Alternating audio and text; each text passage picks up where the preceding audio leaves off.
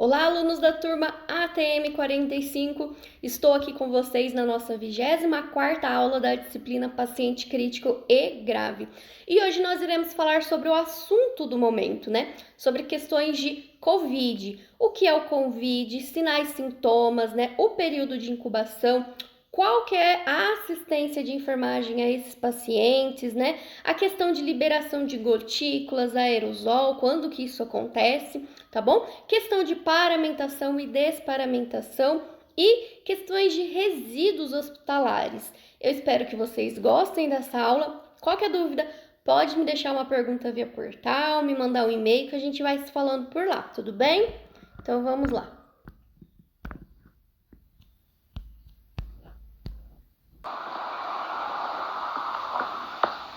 Covid-19. Os coronavírus são uma grande família de vírus comuns em muitas espécies diferentes de animais, incluindo camelos, gado, gatos e morcegos. Raramente, os coronavírus que infectam animais podem infectar pessoas, como exemplo do MERS-CoV e SARS-CoV. Então, o COVID, o coronavírus, ele é de uma grande família. Então, se vocês procurarem lá artigos científicos sobre coronavírus, desde 2003, 2004, já tem estudos desse vírus, do coronavírus, em animais, em morcegos, em gatos, no gado, Tem um estudo muito bacana que é esse tipo de vírus em cachorros, tá? Muito bacana esse vídeo aí, esse artigo também que eu posso deixar disponível aí para vocês. Mas até então nunca se foi detectado, um coronavírus, um tipo desse vírus no ser humano, no homem, E muito pior ainda, é um tipo de coronavírus que seja do homem e que seja transmitido por ele, tá bom? Então, aí desde dezembro de 2019, lá na China, em Wuhan, surgiu lá o primeiro caso de coronavírus no homem, que pôde ser transmitido de pessoa para pessoa, Tanto aí que se tornou uma pandemia, Um caso que aconteceu lá na China, ter atingido nós aqui numa cidade do interior do estado aí de São Paulo, tá? Para vocês verem o quanto é abrangente essa questão de contaminação comunitária, Então, uma pessoa, ela consegue infectar várias pessoas, e essas várias pessoas infectam mais várias pessoas, Recentemente, em dezembro de 2019, houve uma transmissão do novo coronavírus, o SARS-CoV-2, o qual foi identificado em Wuhan, na China, e causou a Covid-19, sendo em seguida disseminada e transmitida pessoa a pessoa. Então, disse aí as reportagens, os estudos aí que surgiram, que um homem teria comido aí, se alimentado de um morcego contaminado com o vírus do Covid-19, E a partir daí, ele começou a transmitir esse vírus para as demais pessoas, tá bom? O Covid-19 é uma doença causada pelo coronavírus, denominada SARS-CoV-2, que apresenta um aspecto clínico variando de infecções assintomáticas a quadros graves. Então, aí nesses estudos, que vem surgindo, a nossa pandemia, o nosso pico, ele começou a ser atingido de março, até agora, até o momento, Mas esse vírus, ele já está aí em disseminação desde dezembro, em que as pessoas uma estava passando para outra e essa contaminação. Então, já se tem estudo, que demonstra que tem pessoas assintomáticas, então eu posso estar com o vírus, eu posso estar no meu período de transmissão desse vírus, porém, eu posso não sentir nada, Ou talvez uma leve dor de garganta, um episódio leve de febre que a pessoa não tenha reparado, São pessoas assintomáticas, que não tem nenhum sintomas ou sintomas mínimo possível, tá? Até os casos mais graves, Principalmente aí pacientes que já têm alguma comorbidade, diabético, hipertenso, né? Tem alguma patologia em específico, cardiopatas, né? Eles são pré-suscetíveis aí, predispostos a ter um quadro mais grave caso adquiram aí o vírus do novo coronavírus, tá?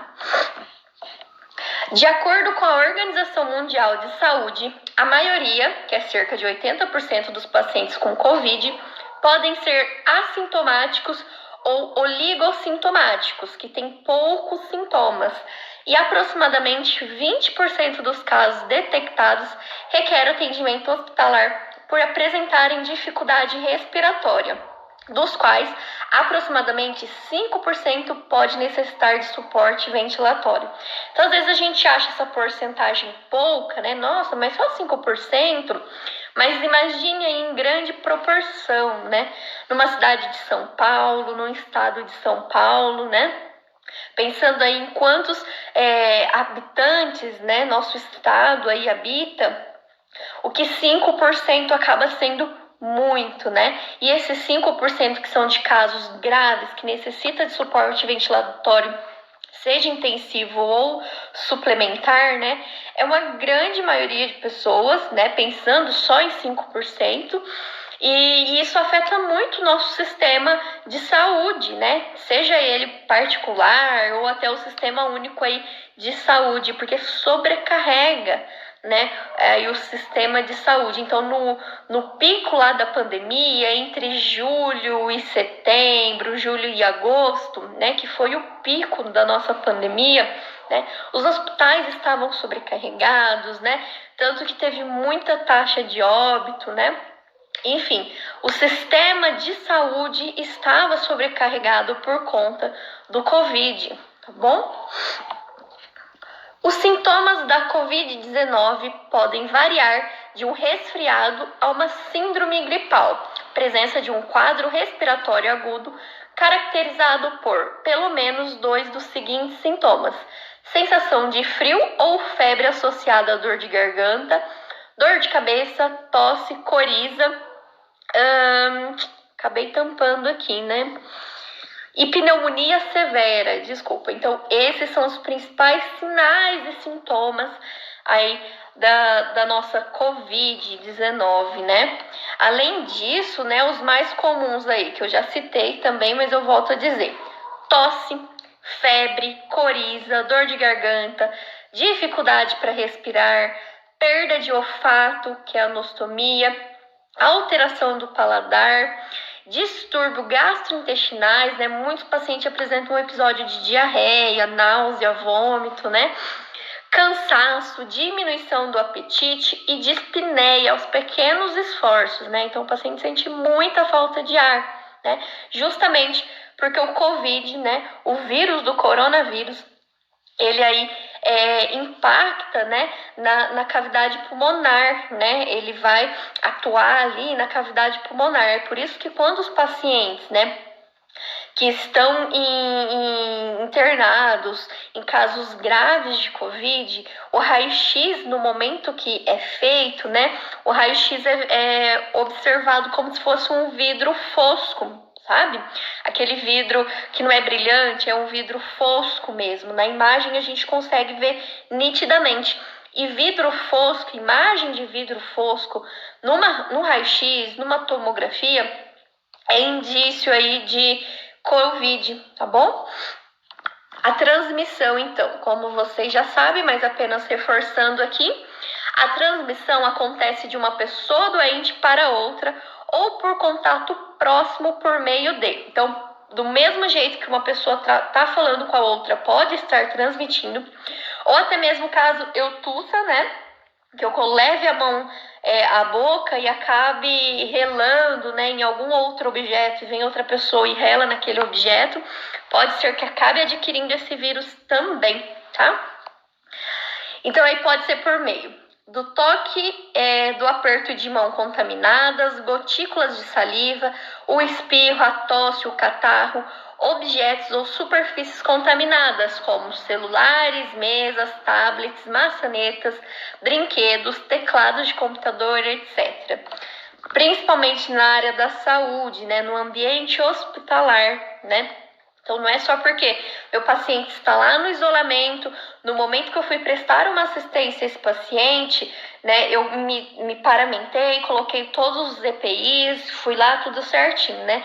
Quando eu sair de lá, se eu não higienizar minhas mãos, eu posso estar contaminando a maçaneta, o teclado do computador, a caneta que eu peguei para anotar o prontuário, se for um prontuário físico, tá bom? Também pode ser transmissão aí, o aperto de mão, gotícula de saliva, espirro, tosse, catarro, isso daqui eu já acabei de falando para vocês, né? Diagnóstico. O diagnóstico da Covid-19 pode ser realizado a partir de critérios como? Então, tem vários critérios, no máximo aí são 4 critérios, né? Para diagnóstico de Covid. Então, eu posso diagnosticar um paciente que ele já veio com sintomas, né? Então, a gente costuma aí dizer um diagnóstico clínico com sintomas histórico domiciliar, né? Um histórico epidemiológico, um diagnóstico clínico mesmo, que esse paciente já chega, ele diz que não acha, né, que não teve contato com ninguém que esteja contaminado pelo coronavírus. Também tem o diagnóstico por imagem, que eu consigo ver numa tomografia de tórax, né, a imagem, o vidro fosco, né, ele é bem apagado, né, então a imagem pulmonar, ela é bem nítida aí de contaminação pelo Covid, tá bom? Então, vou especificar aí cada um desses casos, tá?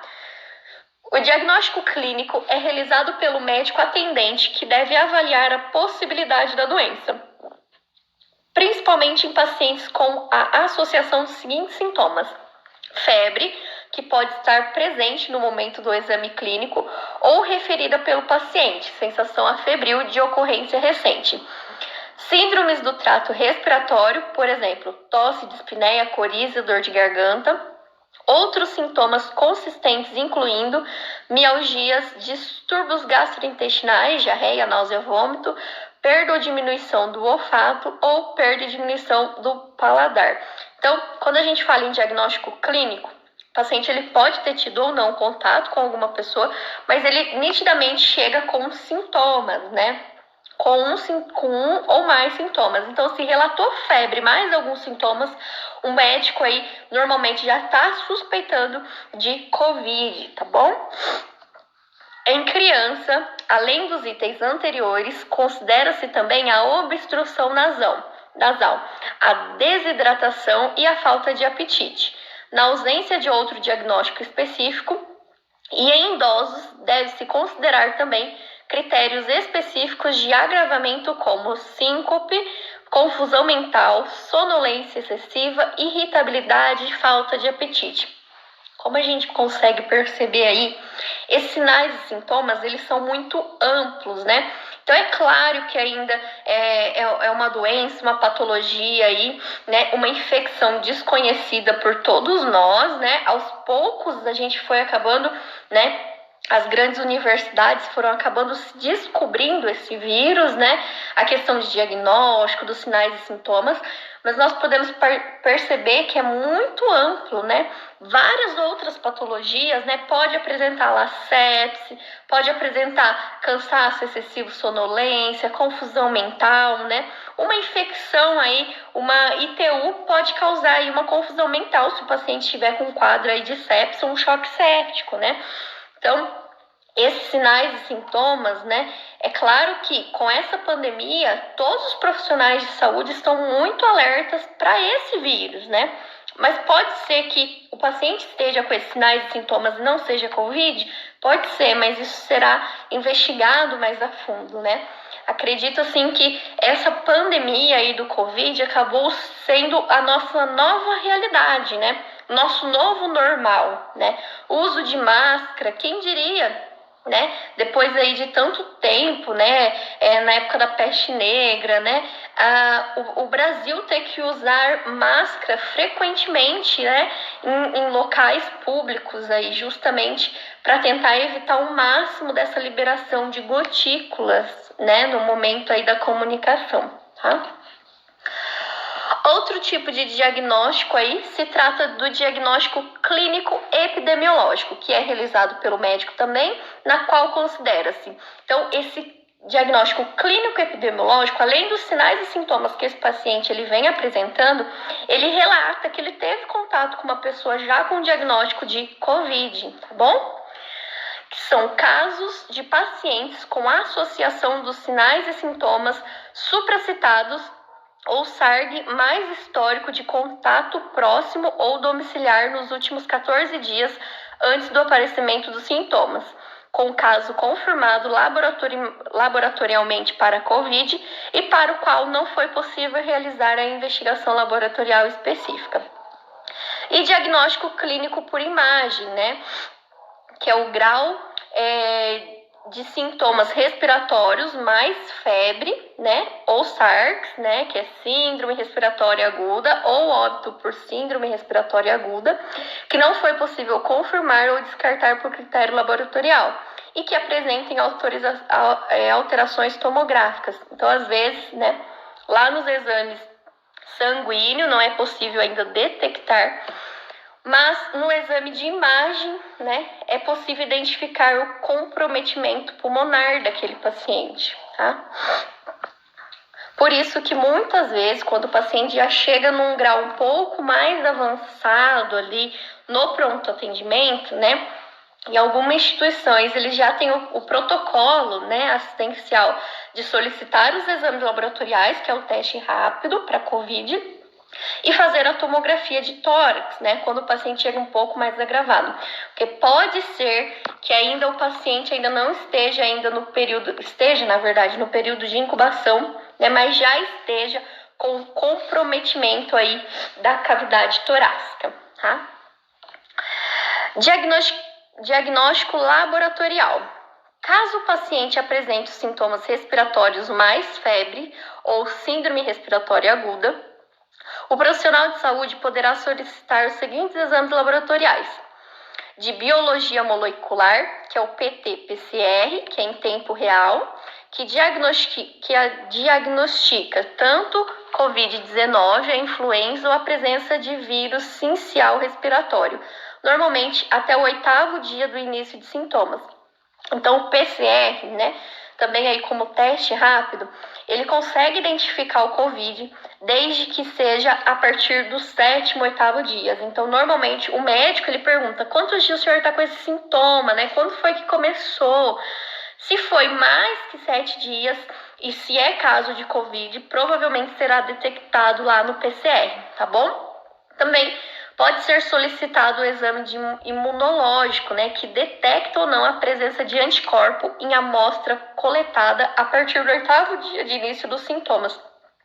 É nesse exame aí que a gente consegue identificar o IgG e o IgM, né? Então, o IgG e o IgM vai mostrar para mim se eu estou na fase ainda de transmissão, né? Se eu estou transmitindo ou se eu já tenho anticorpos para aquele vírus, que eu já não estou mais transmitindo e eu já criei anticorpos, né? Diagnóstico laboratorial em indivíduos assintomáticos. Então, o paciente não tem nenhum sintomas, mas ele pode acabar aí, por algum outro motivo, solicitando o exame laboratorial, né? Também é solicitado o exame de biologia molecular com resultado detectável de SARS-CoV-2, realizado pelo método PT-PCR em tempo real, e o exame imunológico com resultado reagente para IgM. Esse IgM, né, ele pode ser aí através da coleta de SWAB, que eu vou mostrar para vocês aí os tipos de coleta, né? Tanto sanguíneo, né, quanto de SWAB, que lá no SWAB a gente consegue detectar se esse paciente está transmitindo o COVID, o coronavírus ou não, tá? Período de incubação do coronavírus. Período de incubação é o tempo que leva para os primeiros sintomas aparecerem desde a infecção por coronavírus, que pode ser de até 14 dias.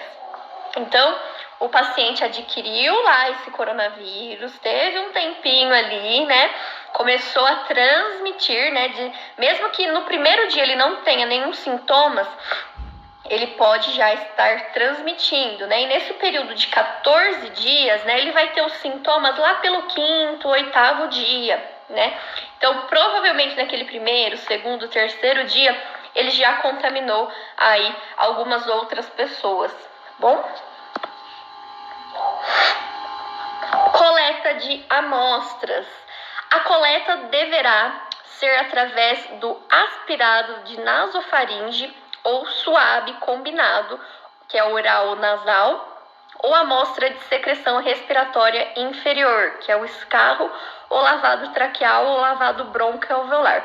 Então, essa coleta de amostra, ela é feita pelo suave, né? Então, esse suave, ele vai até a nasofaringe, a orofaringe, e é coletado 3 amostras, né? Uma em cada narina e um oral, tá? Então vamos lá. É necessária a coleta de 3 amostras na suspeita de Covid-19. Coletar os suaves de nasofaringe e orofaringe. Deverão ser coletados 3 suaves, um suave de orofaringe e 2 suaves de nasofaringe, sendo um em cada narina. Então, um em cada narina e orofaringe, tá? Após a coleta, inserir os 3 suaves em um mesmo tubo de polipropileno, que é um tubinho, né, de 3 ml, ele já vem com uma solução lá dentro. Então aí, depois que fez aí o procedimento da coleta de suave, né, que é movimento rotatório, coloca-se dentro desse tubinho aí de 3 ml, né, por meio de transporte viral. Lacrar e identificar adequadamente o frasco e manter refrigerado a 4 graus, né? Então, depois que eu coletei, eu tenho que identificar o frasco. Quem está fazendo a coleta aí, né, em várias instituições de saúde, é a equipe de enfermagem, tanto enfermeiro como técnico de enfermagem, e é claro que eles são treinados para coletar esse suave, tá bom? Como se proteger? Agora é isso aí, vocês já estão na ponta da língua, né? Mas vamos lá. As recomendações de prevenção à Covid-19 são as seguintes. Lave com frequência as mãos até a altura dos punhos com água e sabão, ou então higienizar com gel 70%, álcool em gel, né? Ao tossir e espirrar, cubra o nariz e boca com lenço ou com parte interna do cotovelo. Então, ao invés da gente colocar a mão na boca, né? Coloca-se o cotovelo, né? Não tocar olhos, nariz, boca ou a máscara de proteção facial com as mãos não higienizadas. Mantenha a distância mínima de 1 metro entre pessoas em locais públicos e de convívio social. Evite abraços, beijos e apertos de mão, né? Ainda mais o brasileiro que tem grande costume de abraçar, de relar, de tocar, né? Com essa pandemia aí, foram se evitados todos esses tipos de afeto, né? Higienize com frequência o celular, brinquedo das crianças e outros objetos que não utilizados com frequência. Não compartilhe objetos de uso pessoal como tablets, talheres, toalha, pratos e copos. Mantenha os ambientes limpos e bem ventilados. Evite circulação desnecessária nas ruas, estágios, teatros, shoppings, shows, cinemas e igrejas. Levando em consideração aí que nós mudamos de fase, né? Muitos aí estabelecimentos voltaram a funcionar, é claro, com grandes restrições, né? Diminuição da capacidade, né? Distanciamento entre lugares, né? Se estiver doente, evite contato próximo com outras pessoas, principalmente idosos e doentes crônicos. Então, qualquer sintoma de resfriado ou qualquer sintoma, né, que envolva o que eu acabei de falar para vocês, de coronavírus, né, seja o mínimo aí, nossa, eu acordei espirrando, ontem eu tive um episódio de febre, estou com muita diarreia, né, evite contato com esses idosos, evite contato com doentes crônicos, tá bom? Durma bem e tenha uma alimentação saudável. Recomenda-se a utilização de máscara em todos os ambientes. A máscara de tecido, que são as caseiras, né, não são equipamentos de proteção individual, mas podem funcionar como uma barreira física, em especial contra a saída de gotículas potencialmente contaminadas. Então, na verdade, A máscara de tecido, ela mais é uma prevenção, né, para você não estar liberando gotícula para outras pessoas do que para você mesmo, né? Porque a máscara de tecido, ela faz você inalar. Então, se você não usa, ou o seu amigo, o seu colega não esteja usando a máscara, aquela gotícula ela pode ir mais longe, tá bom? Então, com a máscara é um método aí de evitar a transmissão por parte da gotícula, tá? Corte. Vocês já ouviram falar em corte?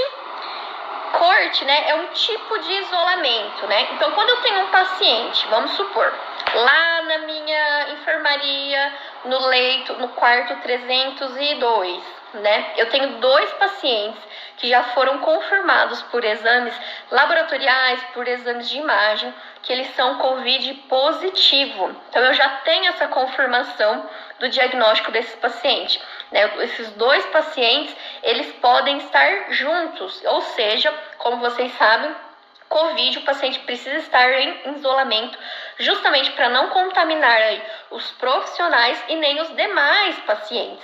Mas quando eu tenho 2 ou mais pacientes com o mesmo diagnóstico, né? É claro, o diagnóstico muito confirmado, né? A certeza de confirmação desse diagnóstico, eu posso aí juntar esses 2 pacientes. Ou seja, então o que seria um isolamento com um paciente, fica um isolamento com 2 pacientes, com 2 leitos, tá bom? Então isso a gente costuma dizer corte, né?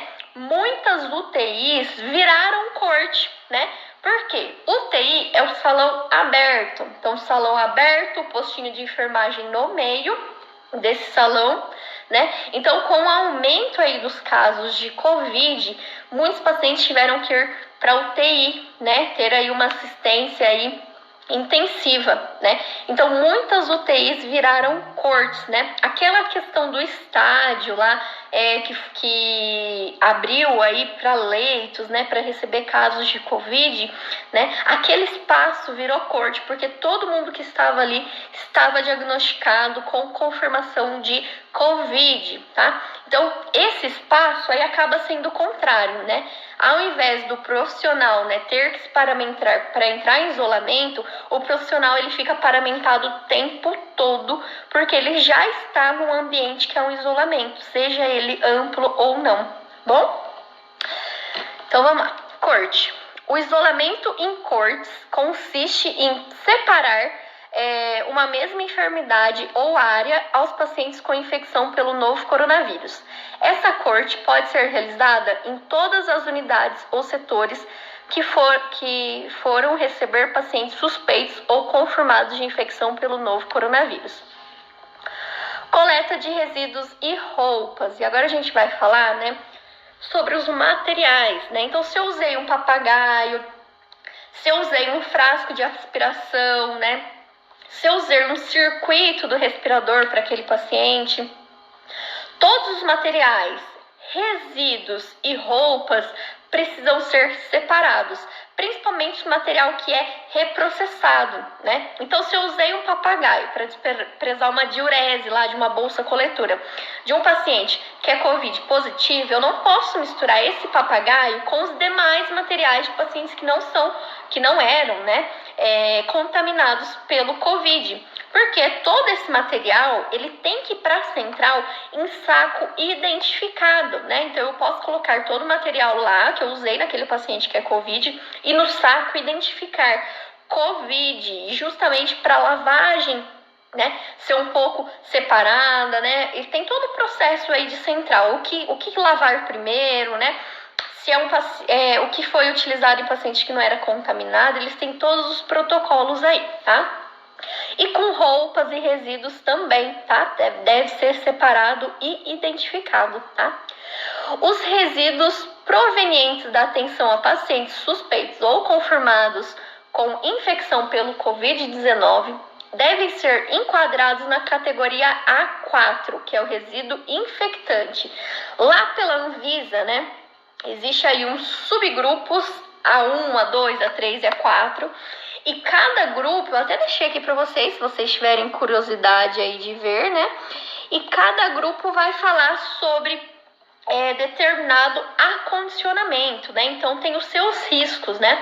Quando a gente fala em Covid, em coronavírus, ele está no nível mais alto, no A4, né? Então a gente tem que ter um tratamento, um acondicionamento diferente, tanto daqueles materiais, roupas, equipamentos, daqueles resíduos, tá bom? Orientação domiciliar. Então nós lá da equipe de enfermagem, da equipe da assistência, né, a esse paciente, né, precisamos fornecer algumas orientações quando se trata de um isolamento domiciliar, né? Então, o que a gente deve falar para esse paciente? Como conduzir esse isolamento domiciliar? Isolamento social é igual a permanecer em afastamento temporário em domicílio, usando máscara por 10 dias, né? Na verdade são 14, mas aí a gente conta questões do início dos sintomas, né? Com ambiente privativo e ventilação natural, distância dos demais familiares e evitar compartilhamento de utensílios domésticos, enquanto houver sinais e sintomas clínicos. Orientar a importância da higienização das mãos. Restringir contato com outras pessoas. Então, quando esse paciente está em isolamento social, né, em isolamento domiciliar, não pode se receber visita, porque esse paciente ele pode estar transmitindo o vírus, né? E se caso esse paciente ele more com alguém, né, é preciso que esse paciente esteja aí dormindo em quartos separados, né, utilizando utensílios separados, mantendo a distância de 1 metro dos demais membros da família, usando máscara o tempo todo, tá? Isso tudo aí nos próximos 10, 14 dias, tá? Orientar que indivíduos próximos que tiveram sintomas procurem imediatamente os serviços de saúde. Lembrando que o período de incubação é de 14 dias, atestado para o trabalho se pertinente. Então, como esse paciente ele fica em total isolamento, ele aí muitas vezes é pertinente aí a solicitação de um atestado médico, tá?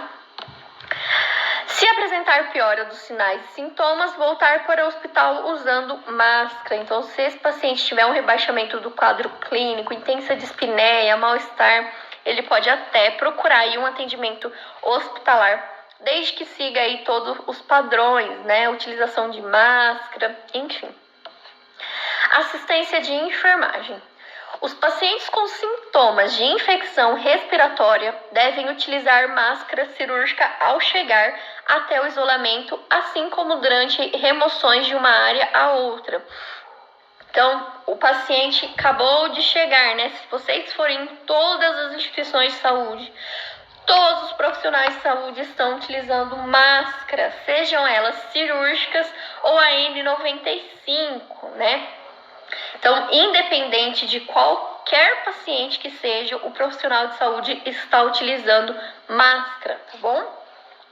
A precaução padrão deve ser utilizada para todos os pacientes internados e precauções adicionais para gotículas e contato, para casos suspeitos e confirmados das infecções pelo novo coronavírus. Então, se meu paciente está lá na enfermaria, tá bem, utilizando um catéter, né? Ele vai ficar sem máscara? Não, a indicação é que esse paciente esteja de máscara, tá? Mesmo ele estando em isolamento, tá? Justamente para evitar a propagação de gotículas, tá? Alguns procedimentos realizados em pacientes com infecção suspeita ou confirmada pelo novo coronavírus podem gerar aerosóis. Então, esse tipo de coronavírus é por gotículas e contato. Mas se o paciente estiver entubado, se eu tiver que fazer uma aspiração, se ele apresentar tosse muito intensa, ele pode liberar aerosol, né, que fica ali parado ali na faringe. Então ele pode liberar o aerosol. É por isso que quando os profissionais de saúde eles vão entrar num quarto de isolamento, eles têm que se paramentar todos aí justamente. Se o paciente estiver numa intubação, se tiver uma parada cardiorrespiratória e tiver que intubar esse paciente, ele pode liberar aí aerosol, tá bom?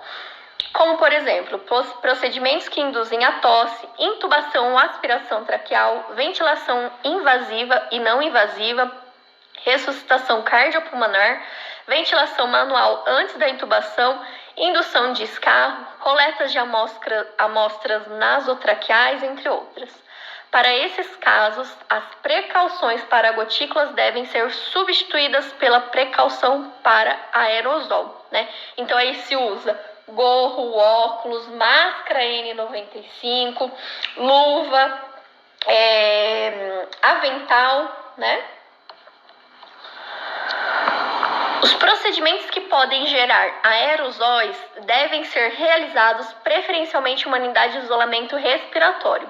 Caso não haja local para isolamento, conforme supracitado, colocar o paciente em um quarto com portas fechadas e restringir o número de profissionais durante esse atendimento.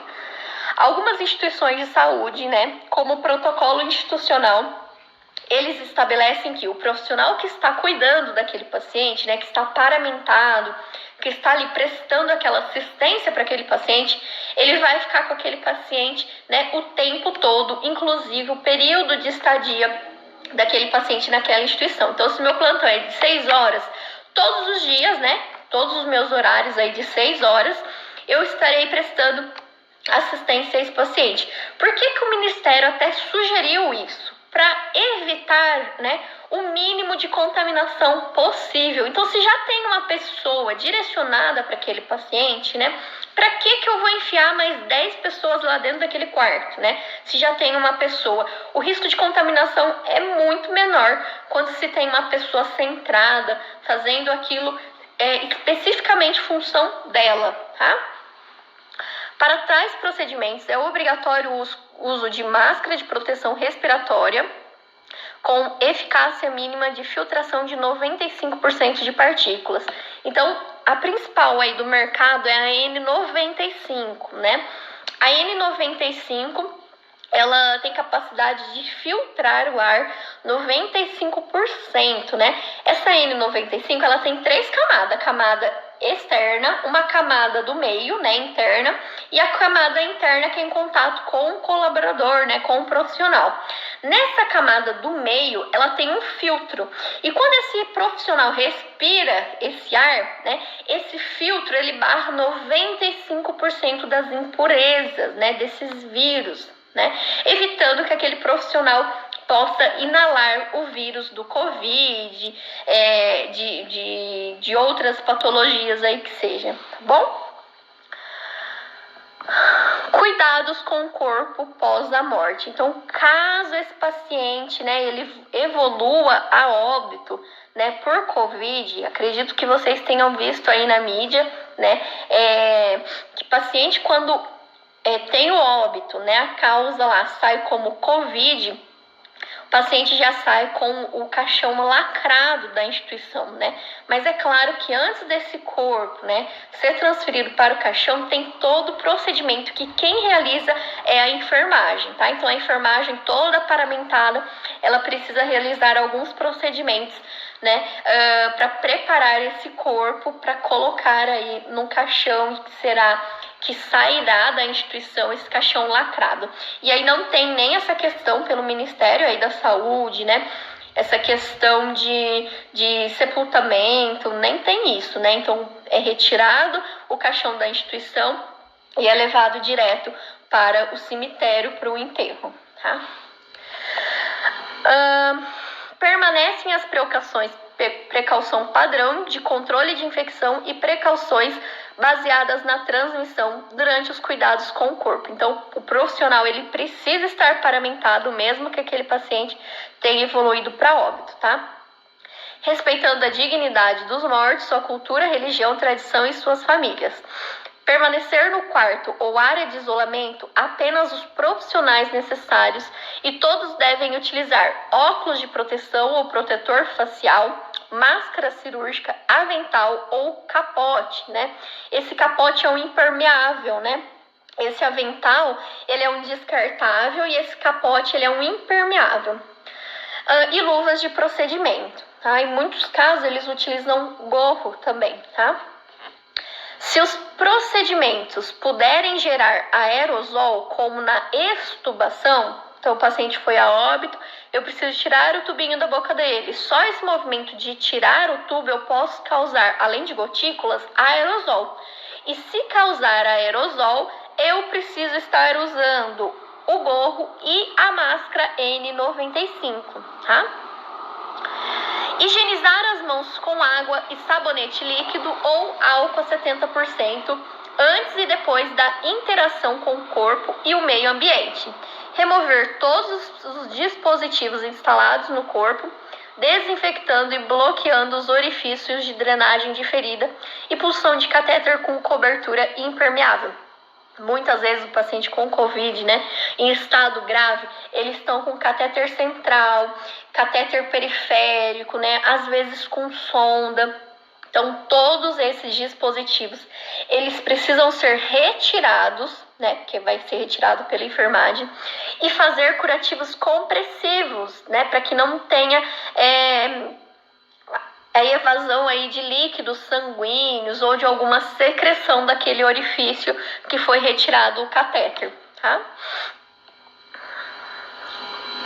Limpar as secreções nos orifícios orais e nasais com compressas, bloquear os orifícios naturais do cadáver, oral, nasal e retal, para evitar extravasamento de fluidos corporais. Então, muitas vezes, né, utilizado com gaze, né, com compressa. Aí a questão de oclusão, bloqueio, tanto oral, nasal e do orifício retal, né? Justamente para que não saia nenhum líquido, extravasamento de fluido, porque aquilo pode ser índice de contaminação, né? Daquele corpo ali para outros meios, tá? Detectar imediatamente os resíduos pérfuros cortantes em recipiente rígidos, à prova de perfusão e vazamento e com símbolo de resíduo infectante. Acondicionar o corpo em saco impermeável, à prova de vazamento e selado. Desinfectar a superfície externa do saco com álcool líquido a 70% ou solução clorada ou outro saneamento desinfectante regulado pela Anvisa. Identificar adequadamente o corpo com devida sinalização de risco biológico, COVID, classe 3, desculpa. Orientar os cuidados e precaução ao profissional que removerá o corpo até o necrotério. Então, esse paciente aí, né, que foi a óbito, muitas instituições, elas estão usando até 2 sacos mortuários, tá? Então, coloca lá, tamponou todos os orifícios, né? Colocou o paciente no primeiro saco mortuário, fez a higienização lá com álcool 70, desinfecção com álcool 70, e colocou dentro de outro saco morbitário e encaminhou esse paciente para o necrotério. Lá no necrotério, é importante, é claro que tem todo o procedimento de avisar a família, o médico comunica a família, o serviço social entra em contato com a funerária, diz que é um óbito, aí um COVID de classe risco 3, porque os profissionais da funerária, eles já irão vir paramentado com o caixão, né? Tudo perfeitamente conforme preconiza aí a Anvisa, o Ministério da Saúde. Então, essas funerárias, elas vão vir, os profissionais todo equipado, colocam esse corpo, né, que já está dentro do saco, dentro do caixão, lacra todo esse caixão, né, e vai direto aí para o enterro desse paciente, tá bom? E aí, só para finalizar aqui com vocês, eu deixei um informativo muito bacana de uma instituição, né? Eles fizeram esse informativo para os profissionais de saúde, principalmente para a enfermagem, que tem maior contato com esses pacientes com diagnóstico ou suspeita de Covid. E aí tem um passo a passo, é claro que isso não é preconizado, varia de instituição para instituição, né? Mas é o básico, né? De questão de paramentação e desparamentação aí do profissional de saúde que presta um atendimento a esses pacientes com Covid, né? Então aí tem todo o passo a passo de como esse profissional deve atuar fora do quarto, fora do isolamento, a questão aí de realizar a higienização das mãos, de colocar a touca, né? Antes desse profissional ter contato com o paciente, né? Colocar o óculos, a N95, né? O avental, se for o caso, ou o capote impermeável ou avental descartável, né? Colocar a luva, entrar no quarto. Aí lá dentro do quarto, o que eles indicam, né? Para remoção dos equipamentos dentro do quarto, né? Justamente para você não ficar liberando gotícula, né? Aerosol pelo corredor do hospital. Então, se desparamentar dentro do quarto e sair dentro do quarto, né? Sair para fora só com a máscara, o óculos e a touca, que isso pode ser retirado lá fora, tá? Aí deixei aqui também, né? Quando esse colaborador, esse profissional vai sair do setor, né, da instituição, o que ele deve fazer? Retirar a máscara, porque provavelmente aquele profissional vai ficar de máscara o tempo todo, né? Então, no momento dele sair dessa instituição, como deve ser retirada essa máscara, como deve ser armazenada, tá? Lembrando que isso é um informativo que eu me aprimorei aí de uma instituição que eu achei muito bacana, tá? O ideal é que seja isso, né? Esses passos, mas é claro que varia de instituição para instituição. Nesse informativo ele fala o uso de 2 luvas, né? Tem instituições que eles preconizam um par de luva de cada vez, mas isso vai variar de cada instituição que vocês irão atuar aí, tá bom?